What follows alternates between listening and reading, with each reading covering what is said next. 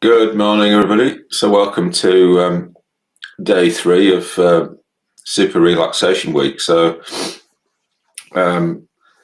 yes, I'm doing three sessions a week at the moment, and so on 2 days ago, Alexander technique in the semi-supine position, and some of the kind of principles behind relaxation. So, one principle was that to relax, it's almost like we need to have confidence that we'll be supported. So the ground is nice and solid and hard, or that our aware that our skeleton is hard, so then we know that that the rest of us will be supported. Our muscles will be supported, so then we can relax. And relaxation is this. It's like unfurling a fist. So I kind of I identified 3 basic things around the important aspects of relaxation. So one is having solid support, and then second one was to have enough time. Our body needs time for things to happen. So sometimes we just have to give it enough time. Take our time with relaxations and things. And then thirdly, to reduce input. So, it's hard for us to relax if we've got things that are asking for their us to give us their attention. So, so reducing input, we don't have anything else to process. So then, because if we do have stuff to process, often we kind of tense up in readiness to act or receive it or whatever, respond to it. So those are the 3 kind of important principles that we need to bear in mind with relaxation.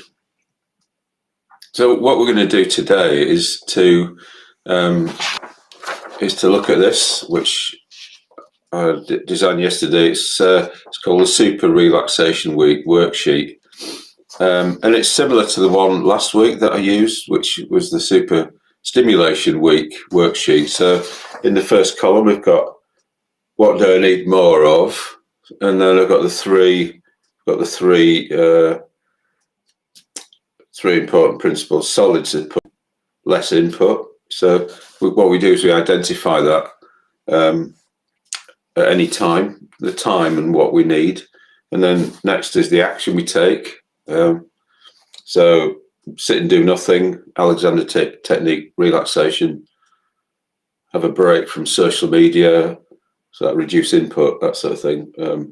Consciously relax after exercise. So sometimes when we've exercised, we need to actually give ourselves body enough time to sort of to absorb the exercise.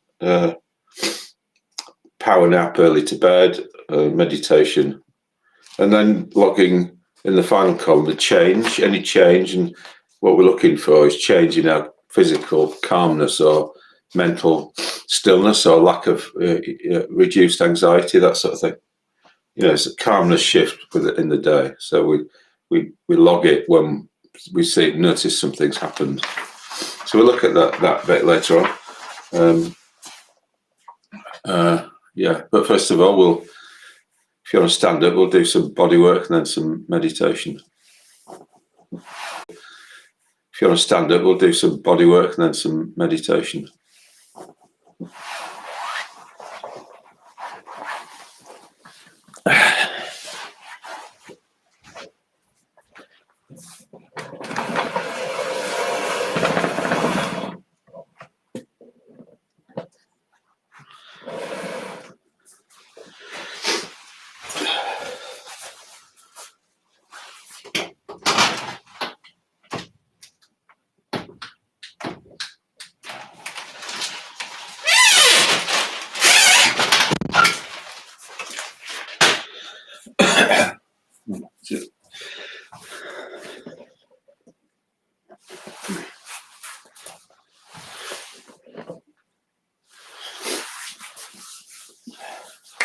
Right, so let's begin by rub your hands together.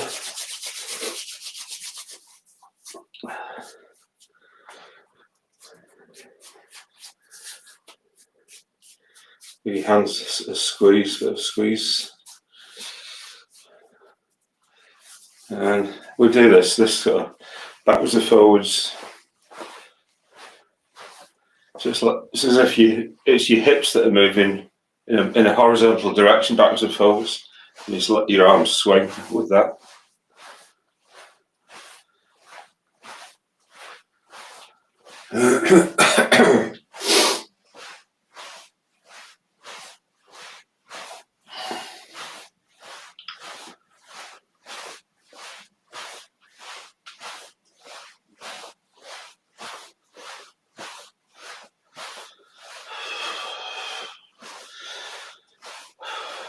Maybe take a few deeper breaths.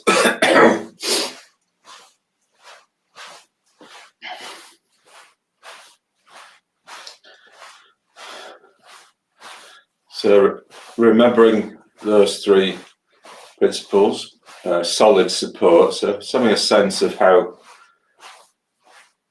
the ground is supporting you while you're doing this, and how your weight is being taken by the ground, and how the weight of your body is is moving backwards and forwards each time.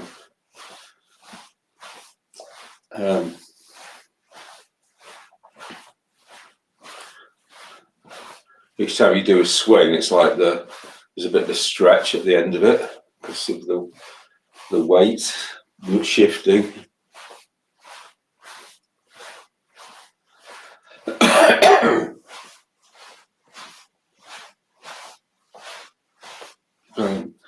Put the other foot forward. Do the same thing.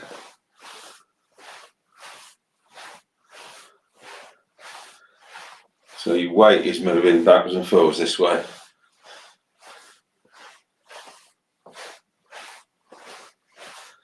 Feet solidly on the ground.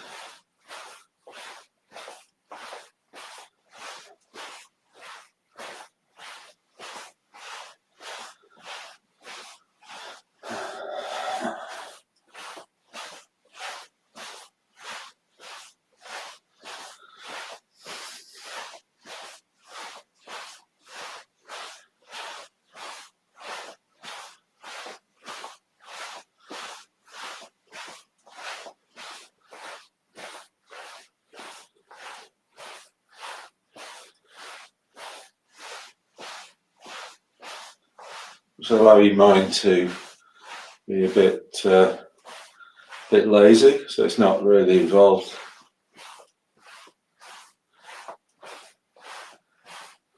Doesn't need to be guiding anything.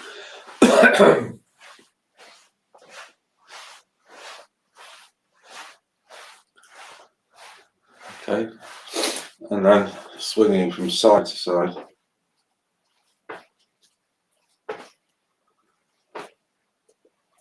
Again, just let your weight do the work.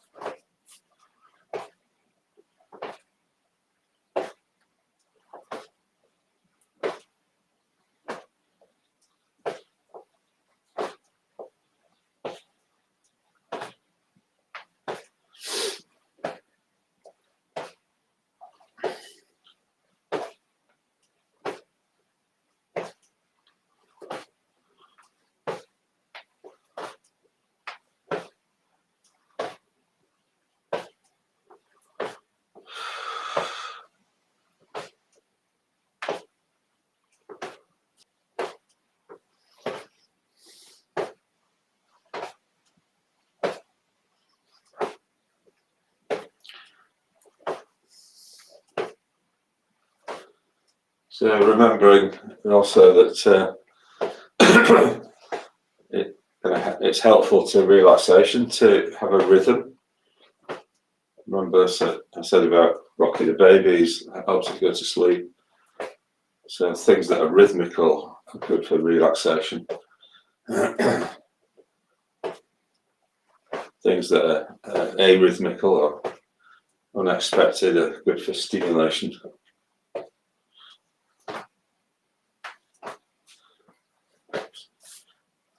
Try to turn a bit further around this time, each time.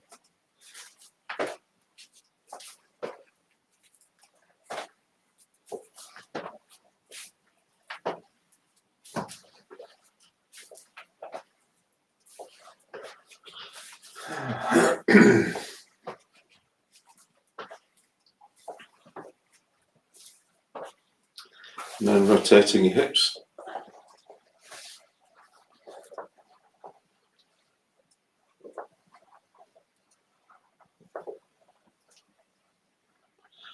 Trying to keep body and mind together in the same place.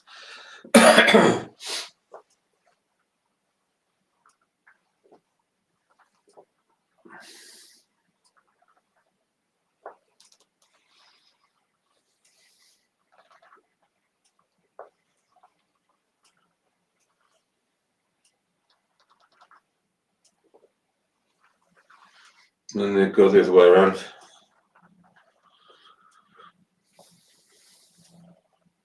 And then back again the other way around.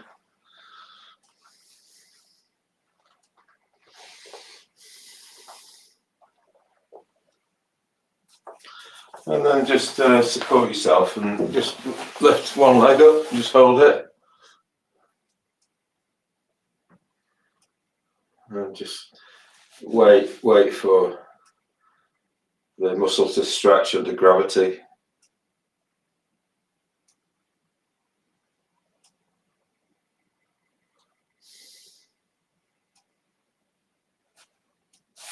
Do the other side.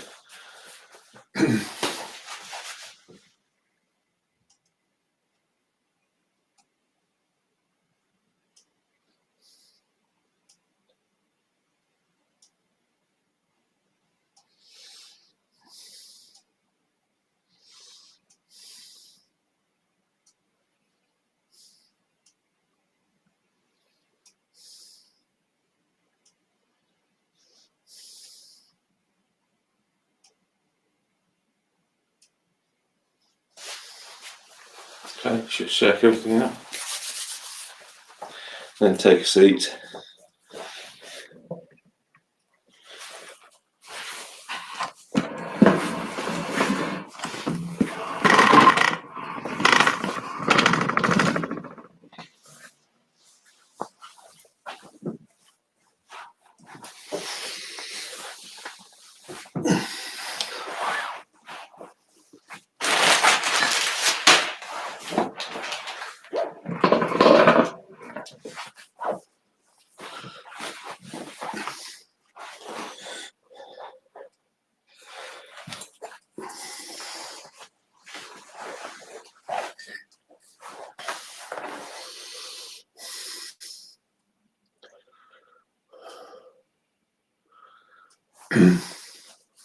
So just getting used to being in this new position.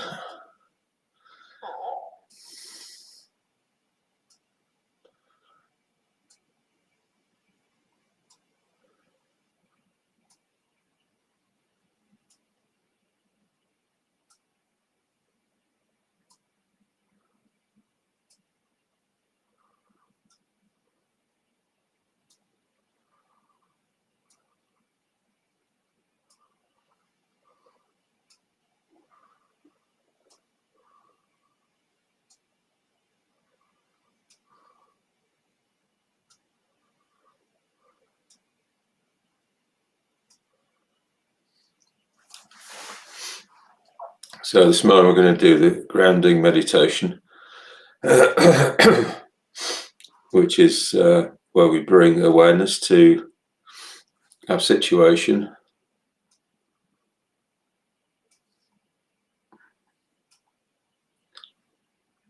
with the idea that if we know the situation that we're in, then there's a sort of, even though no matter what that situation is, there's always a sense of reassurance in knowing where we stand, where we are, what's happening. and this is part of the relaxation principle, for solid support.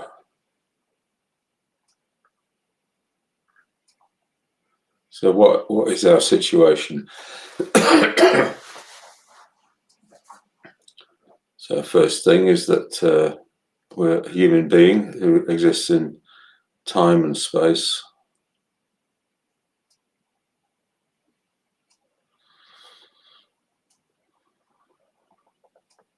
So while you're just like letting your body just sit there, it doesn't need any help to sit down. It knows how to sit down, and you just need to balance your spine so that the weight goes down. You're not leaning over, because if you're leaning over, you need to be holding on with tension on one side of your body. So as long as you're doing that, you'll be able to focus on the theme of the meditation. So first of all, we exist in time and space. So first of all, being aware of time.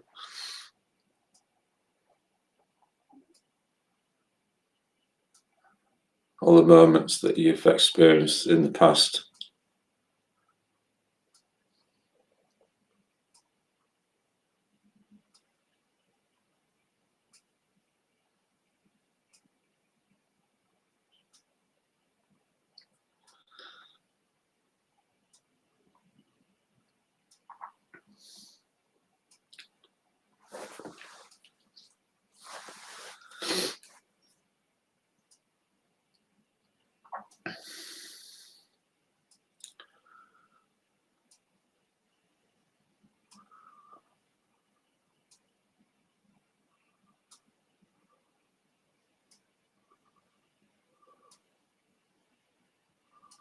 And being aware of all the moments that you will hopefully experience in the future.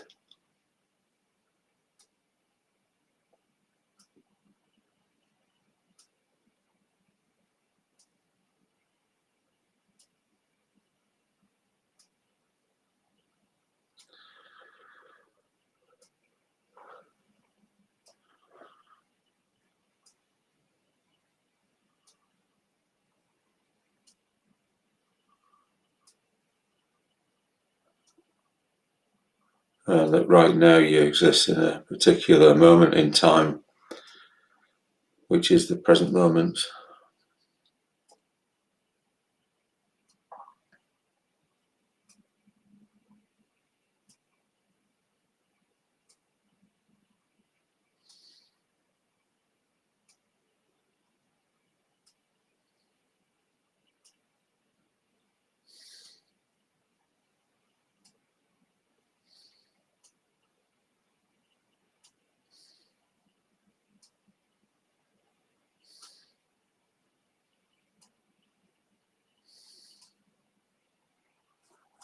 So just putting any thoughts to one side.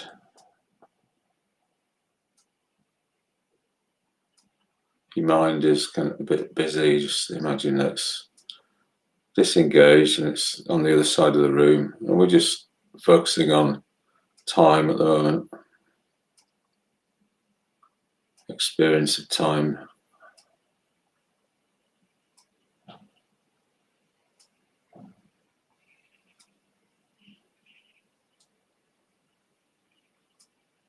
So exist in the present moments in time.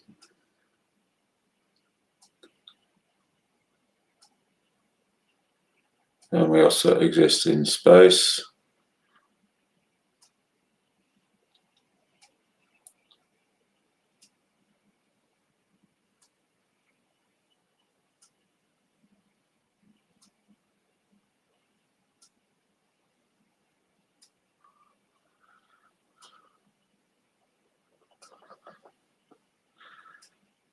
So we're sitting on the Earth, which is a huge, great ball of matter flying through space.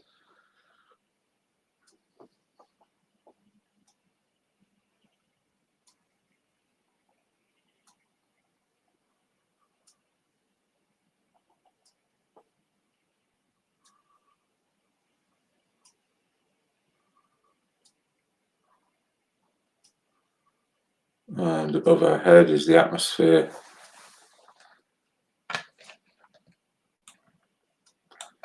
which is about 10 miles thick.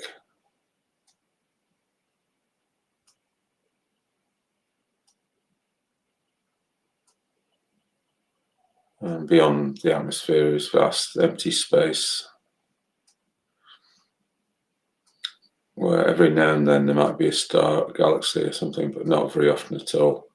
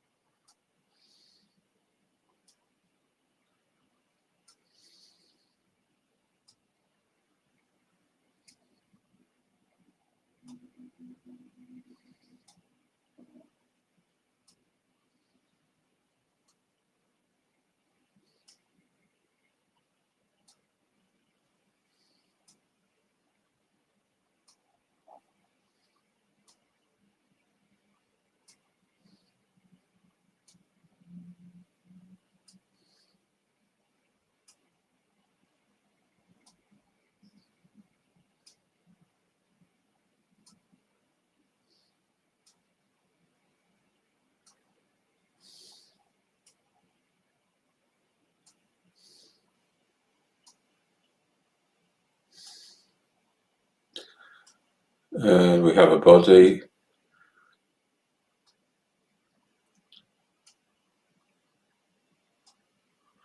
composed of bones and muscles and organs.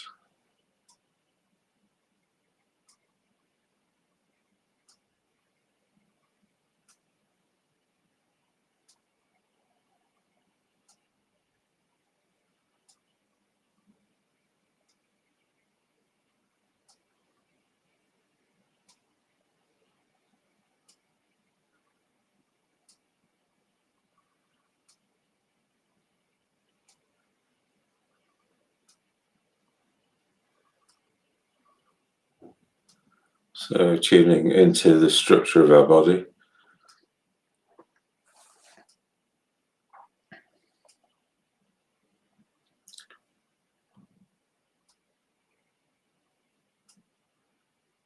And noticing where the bones are, the muscles, the organs.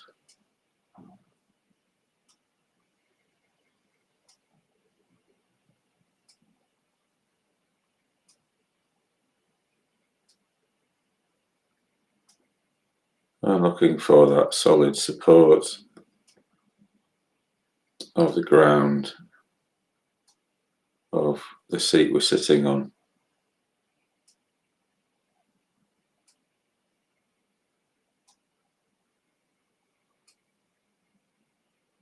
Of our skeleton, which is balanced and not leaning over.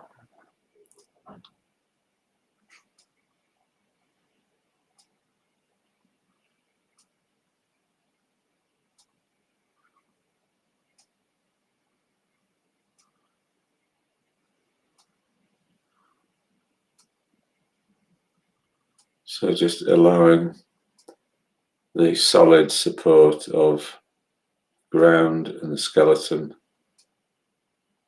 to encourage relaxation.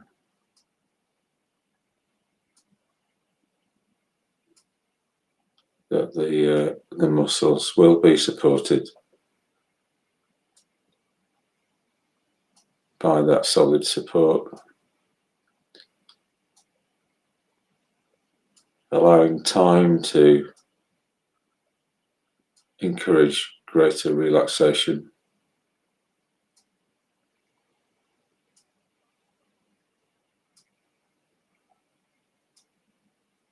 So the longer we allow things to just happen,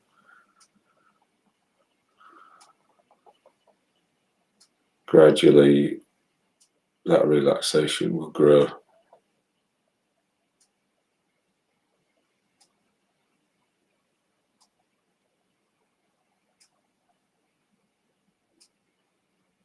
And thirdly, reducing input.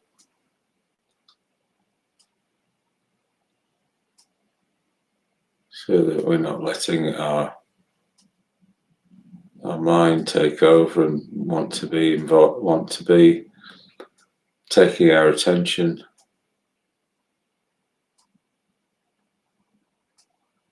We're putting our mind somewhere else on the other side of the room for now while we do this relaxation.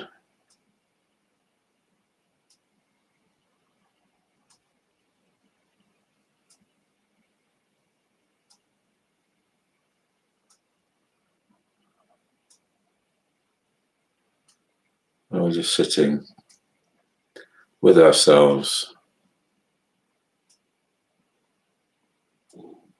being still,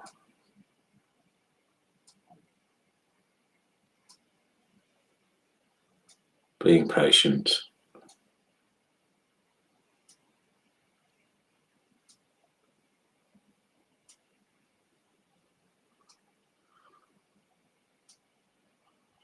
Allowing the bones of the body to take the weight.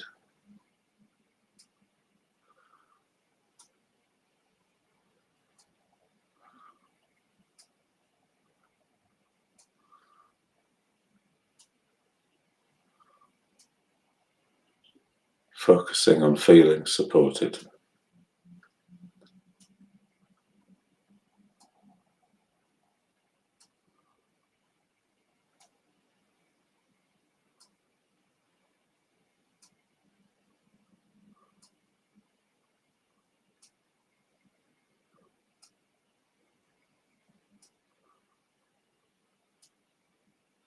We might take our attention to our shoulders,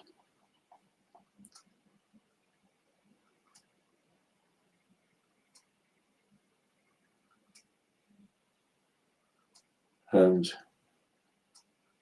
watching how our shoulders rise and fall with our breathing.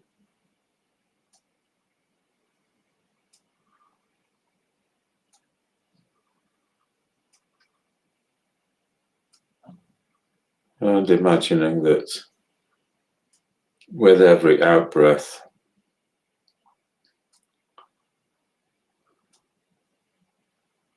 our shoulders keep moving downwards very slightly, kind of fraction of a millimeter each time we breathe, each time we kind of let go a little bit more.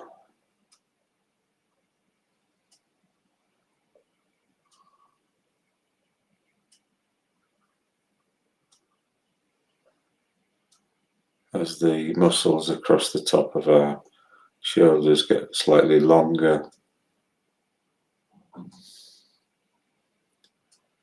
at the end of each breath.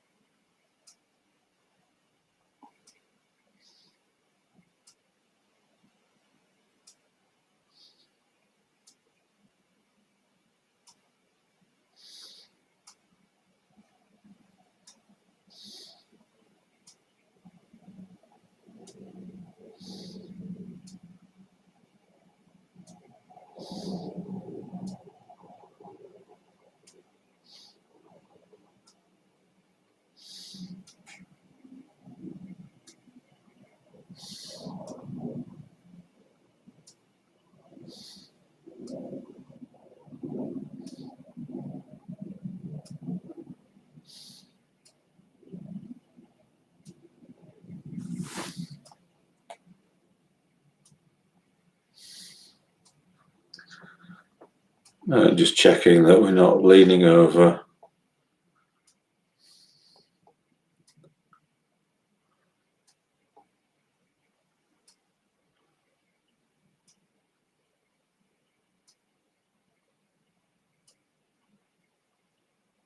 Trying to be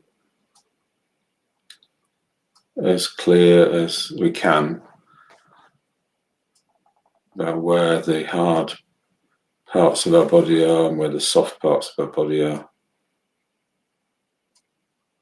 and the boundary between them.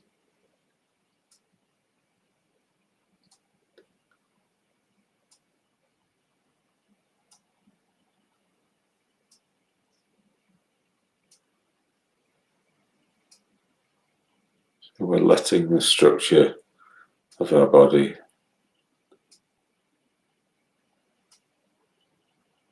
support us in a solid, reliable way.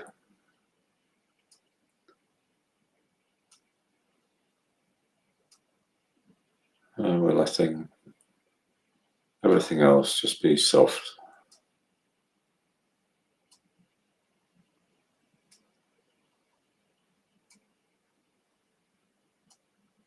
So softening at the crown of the head.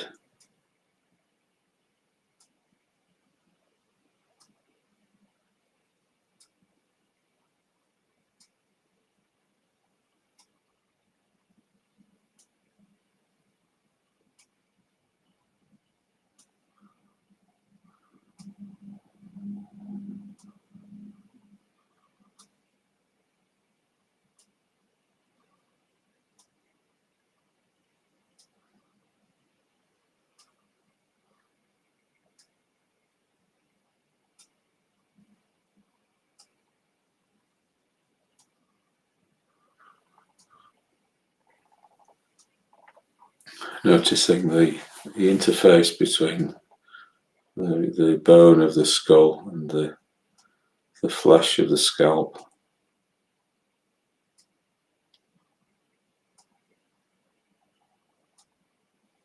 Imagining that there's some space appears between the two.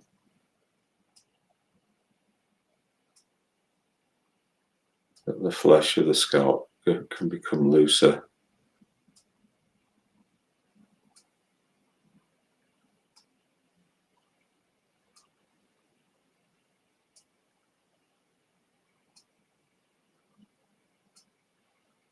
And the same thing happening with the brow, the forehead.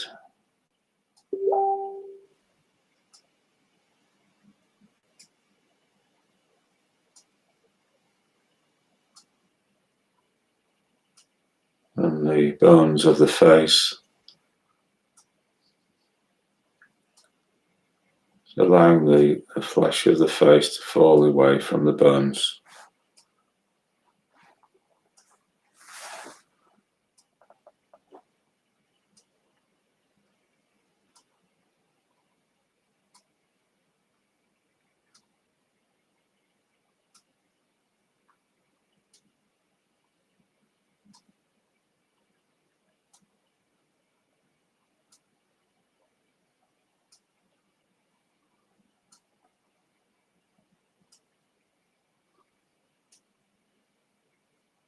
And allowing the jaw to release.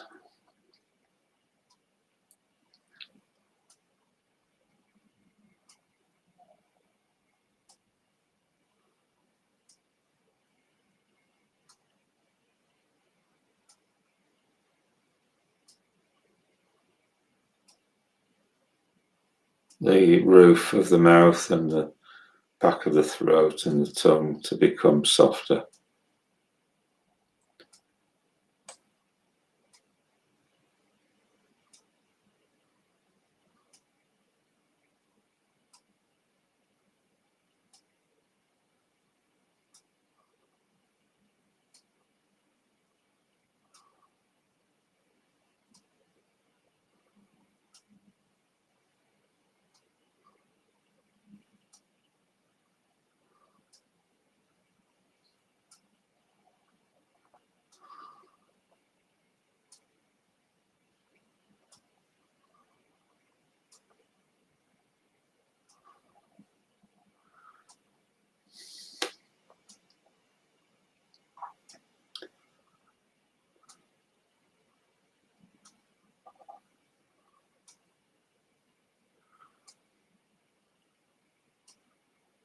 And softening in the throat.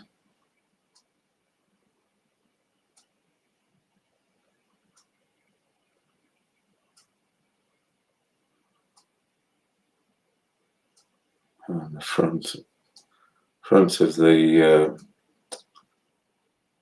neck and the back of the neck, where the neck meets the torso.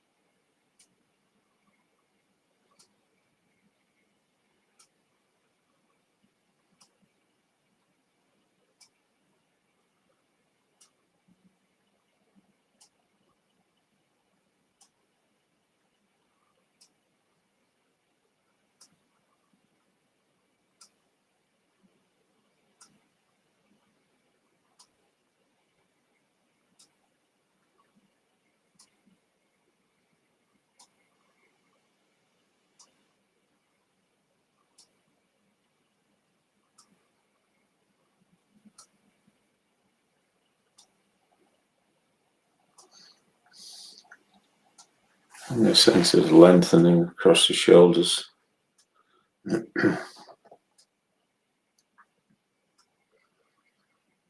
And down the back.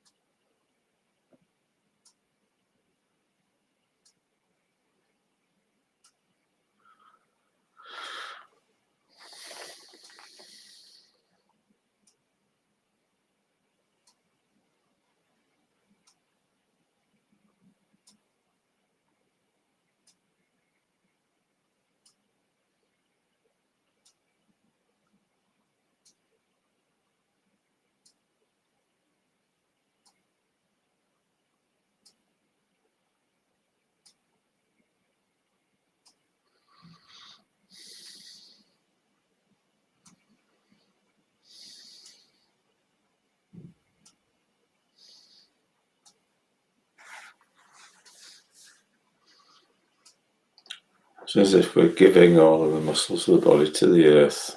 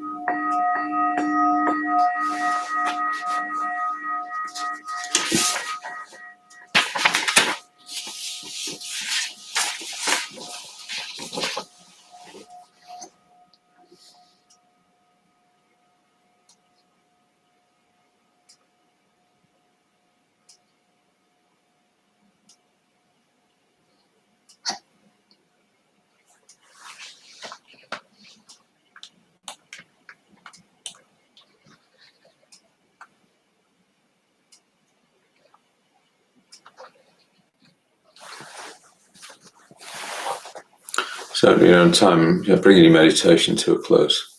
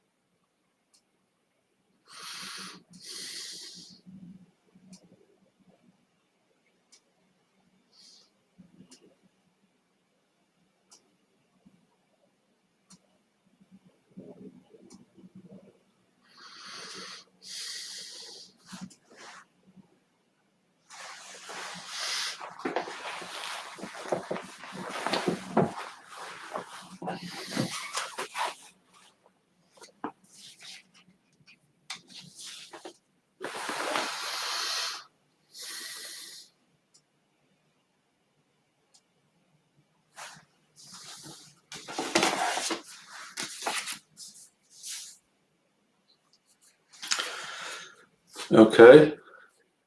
So I'm going to look a little bit now at the Super Relaxation Week worksheet.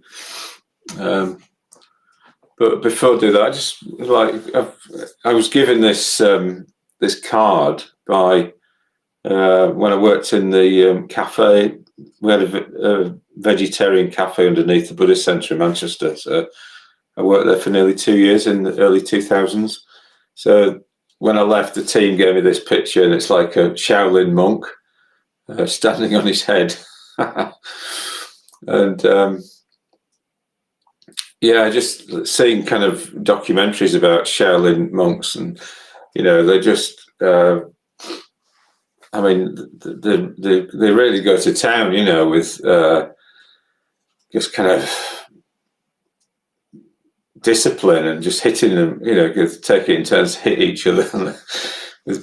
I don't know, just kind of, it's just extreme. But I just sort of think that to be doing that, to do that, how like relaxed have you got to be, and balanced have you got to be? So it looks like his whole body is just kind of is in control of it all, really, and it's just like really, if he was tensing up in some way or other, he would probably lose his balance, So yeah, just a thought there. Anyway,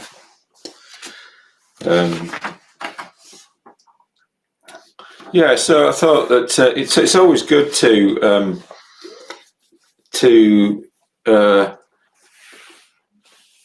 if we're trying to do something, to have a sense of accountability to ourselves, to kind of log how we're getting on, and so when we have a kind of worksheet like this, it's like it gives us the opportunity to keep bringing the relaxation to mind, and the principles that are involved with it, and noticing that when we do one thing, this happens, and when we do something else happens. So yeah. So what I've got here is what do I need more of? Solid support, time, less input. So you could think in those terms of just quite generally, not just with your body, but if you're feeling a bit tense, what would support you? What would feel like a support? So, phone a friend probably would be that, wouldn't it? Have a chat with a friend, and then you kind of feel support from them, or that sense of like when we can't do much in these days in lockdown, but when a friend puts the hand on our shoulder when we're feeling a bit upset, it helps us relax. It helps us to feel supported and reassured. So yeah, so reassurance often kind of comes from kind of physical contact. Yeah, so I think just think broadly there. What would give me support, so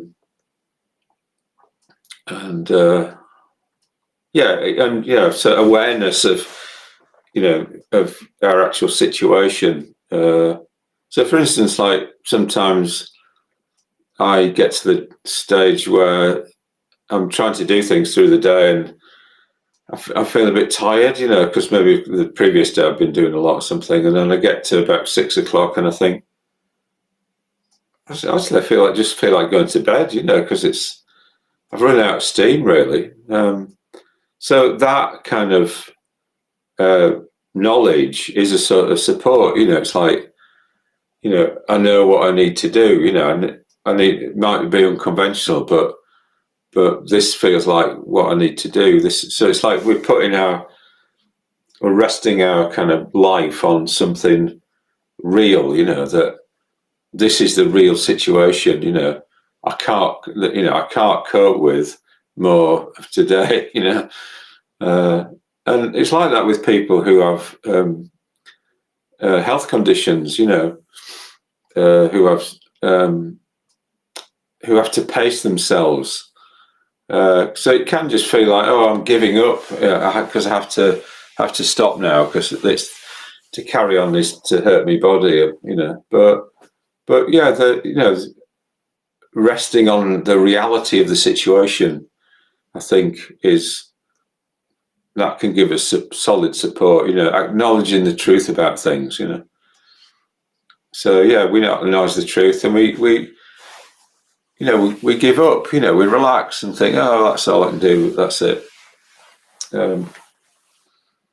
So that contributes towards relaxation rather than just keeping going no matter what. What do I need more time? So how can you bring more time into your life?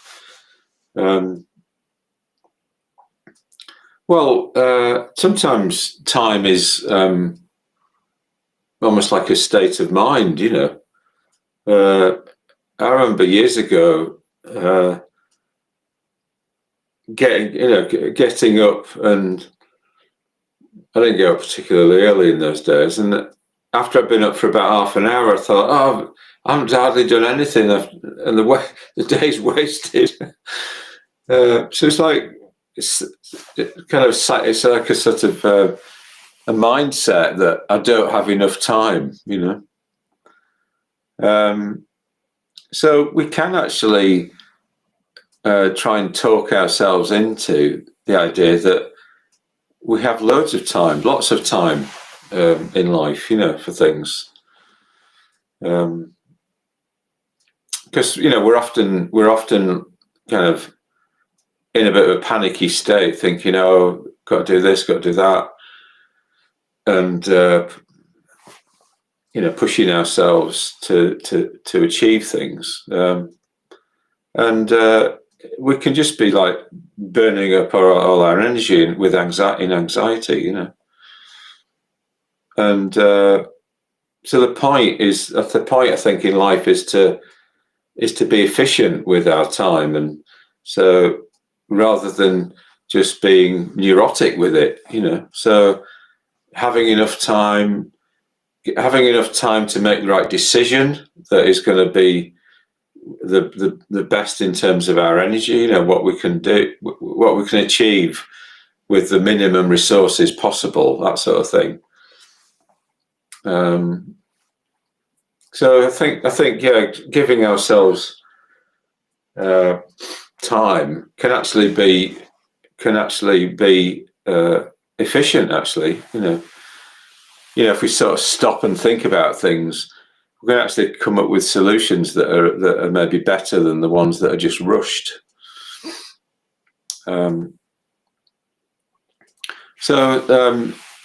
There's a book called The Art of Reflection by Ratnaguna, and in that book he goes into the whole idea of sitting and doing nothing as a practice. So this is one of the actions I've got in the second column: sit and do nothing. So I've got a little den in my flat that I've just got an armchair in it, and so I sometimes just go and sit there, and I stop myself from doing anything. I just make myself sit there, and it's a bit like meditation, really. It just allows me to collect together, all the different parts of myself, and just be there in a non-doing sort of way, and that does like allow me to relax a bit more and stop and collect myself together and collect my energy together.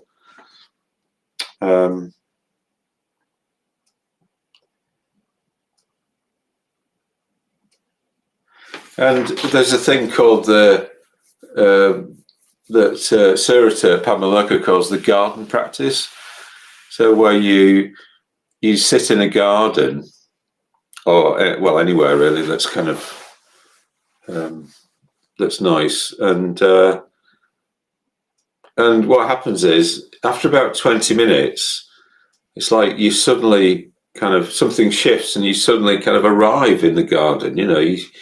You suddenly kind of notice where you are, and then you start to be able to enjoy it, because what can happen is we're just with this processing thing, we need time to process things. So often when we sit down,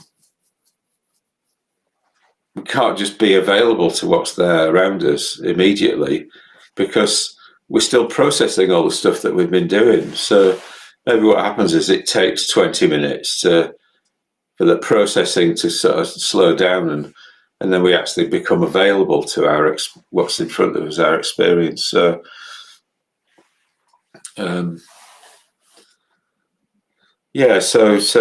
we need to give things enough time to appear, So that's what I've often said in meditations, that just be patient and, give whatever you're trying to do in meditation enough time, and it'll probably happen on its own without you having to do anything, you just have to wait, really. You could do 2 days ago, did the Alexander technique relaxation, so you could do that. If you want to relax as an action, if you think I need more relaxation, you could do that. Or take a break from social media. So maybe, consciously taking a break from social media for 15 minutes or something like that, or going to bed at 9 o'clock and switching off the social media. So again, we're sort of consciously reducing input, giving ourselves the space to process things. So what this illustrates really is that when we're sitting and doing some activity where we're taking something in, like say watching television or surfing the internet or something like that, then we think we're relaxing, but what we really have. So that's why often, when we watch a load of television, then we don't there's something sort of not quite satisfying about it. Like we feel a bit, we're being passive, So maybe what happens with relaxation is, like, paradoxically, maybe relaxation is something that is actually quite active. It's something that we're actually consciously doing, rather than being passively expecting something to happen. So we're clearing out the negative conditions that are getting in the way of that relaxation happening. Relax consciously after exercise. So I think it's well known, within the kind of fitness world, that when you're at the gym and you're doing some exercise, then it's not just the exercise, it's the gaps between exercise that are as important. So you do a number of repetitions on a weights machine, and then you would stop, and have a break, conscious break, and then you do more and then stop. So I think, just having the gaps between things is important. And it can be counterintuitive that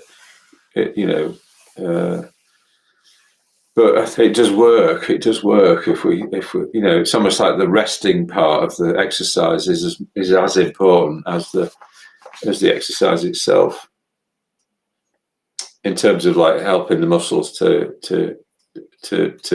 become healthier. Power nap, go early to bed, meditation. So just like with the super stimulation worksheet, just like notice when changes happen. log it when, like it's 4 o'clock in the afternoon, I noticed that, I became quieter, or my mind calmed down, or whatever it is. And that was like a certain amount of time after doing some exercise, or doing or reducing input or something like that. Anyway, it's just a thing I made up yesterday to play around a little bit with for the week. And you could go back to the previous week if you got more out of the stimulation side of things. So we need both. We need the stimulation, the hot and cold showers, and we also need relaxation as well. So yeah. So I'm not quite sure what topic I'm going to go into next week, but it'll be a super something else week. Not quite sure yet, but yeah, we'll see. Might be inspiration or emotion or something. I don't know. Yeah. So I hope you found this helpful, and it's always good to focus on these basics: stimulation, relaxation, and so on, that sort of thing. All right. Thank you. All right.